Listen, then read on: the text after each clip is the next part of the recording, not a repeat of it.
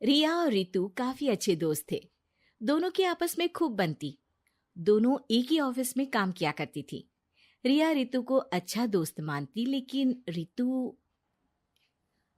अरे रिया, तुम लोगों का अपना मकान नहीं है, क्यों नहीं तुम और नरेंद्र भी हमारी कॉलोनी में ही मकान ले लो? हाँ यार, आइडिया तो अच्छा है, लेकिन इतने पैसे आएंगे कहाँ से? अरे, हमारे होते हुए तुम्हें घबराने की जरूरत नहीं है। रुको, मैं अपने दूर के एक भाई से बात करती हूँ। उसका यही काम है, लोगों को घर दिलाना। थोड़ा सा कमीशन लेता है, लेकिन मार्केट के रेट से कम दामों में घर भी दिला देता है। अरे वाह, तुम अपने भाई से बात करो, मैं नरेंद्र से बात करती हूँ। रितु रिया के जाने के बाद अपने भाई को फोन करती है।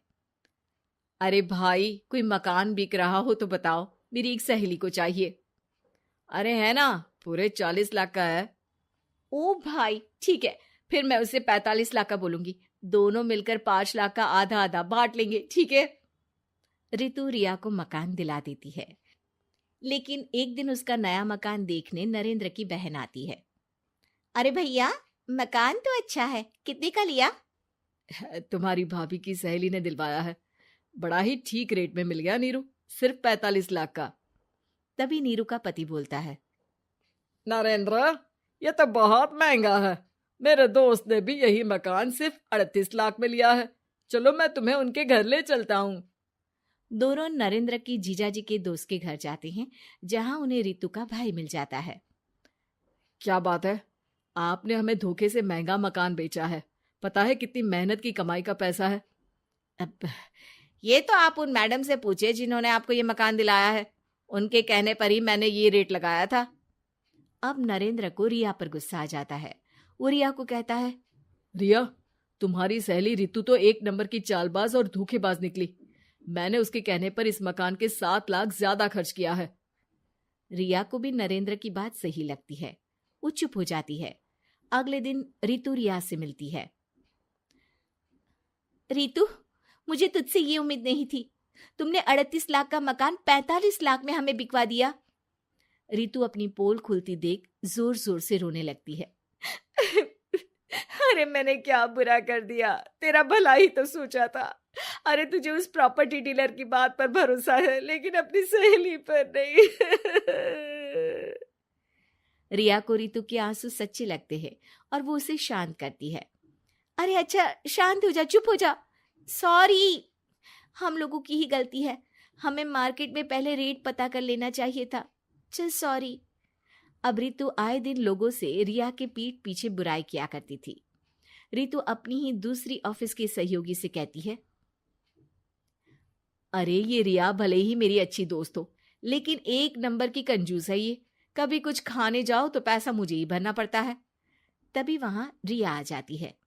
अरे रितु, सॉरी यार, वो कल के खाने के पैसे तुझे देने पड़े, चेक कर ले। अब मैंने तुझे पेटीएम कर दिया है। अच्छा चल, मैं जा रही हूँ। रिजाइन जो दे रही हूँ, बाद में बात करते हैं। रिजाइन? क्यों? तूने अपनी बेस्ट फ्रेंड यानी मुझे भी नहीं बताया, क्यों? अरे नहीं यार, ऑल सडन प्लान बना। दरअसल ये नया घर का ईएमआई निकालनी काफी मुश्किल हो रही है, तो सोचा घर पर ही कोई बिजनेस कर लूं। अब इतनी थोड़ी सी कमाई में हो नहीं पा रहा है ना। अच्छा अच्छा, क्या बिजनेस करेगी? देख, तू तो जानती है कि यहाँ मुझे सिर्फ 15,000 मिलता है, लेकिन घर में बच्चों का प्ले स्कूल खोलूंगी तो पूरे 4,000 एक बच्चे से मिलेगा। 10 भी आ गए बच्चे तो पूरे 40,000 की कमाई, वो भी घर पर रहकर। है ना अच्छा आइडिया? रितु को रिया की बात से जलन होती है। वो कहती है, अरे फिर 10 क्या, 50 बच्चे का ही सोचना। अरे कहाँ यार, घर में इतनी जगह कहाँ। सुन ना, एक काम करते हैं, हम मिलजुल कर किराए का मकान लेकर उसे सजाते हैं। फिर ज्यादा कमरे होंगे तो ज्यादा बच्चे आ सकेंगे ना। हाँ, लेकिन मैं एक बार नरेंद्र से पूछ लेती हूँ। रिया नरेंद्र को सारी बात बताती है। देख लो रिया, मुझे तुम्हारी इस सहेली में जरा सा भी विश्वास नहीं है। अरे नहीं नहीं, वो ऐसी नहीं है। मिलकर काम करेंगे, जो पैसे आएंगे आधे आधे बांट लेंगे। इसमें बुरा क्या है, काम भी अच्छा होगा। फिर क्या था, दोनों मिलकर काम शुरू करते हैं। पूरा कमरा बच्चों के हिसाब से सजा दिया जाता है। टीवी, फ्रिज, बेड और न जाने क्या क्या। तेरे और मेरे मिलाकर 2 लाख का खर्च हो गया। अरे कोई बात नहीं, पैसे कमाने के लिए इन्वेस्टमेंट तो करनी पड़ती है। अब इतनी बड़ी रकम है, अच्छा है कि दोनों ने मिलकर कर ली, वरना एक के बस की तो बात नहीं है। हाँ, लेकिन अब मैं ना एक बात बोलना चाहती हूँ। देखो, पिछले 2 महीनों से जब से ये काम चल रहा है, सारी मेहनत मेरी ही है। मैं ही सारा दिन यहाँ का काम देखती हूँ।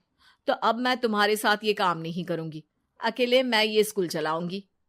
अरे ऐसे मत बोलो रितु, मैंने नौकरी भी छोड़ दी। थोड़ी बहुत सेविंग्स थी, वो भी मैंने स्कूल को बनाने में लगा दी। अब यार, तुम तो आलसी भी हो, मुझे नहीं लगता तुम ये काम कर पाओगी।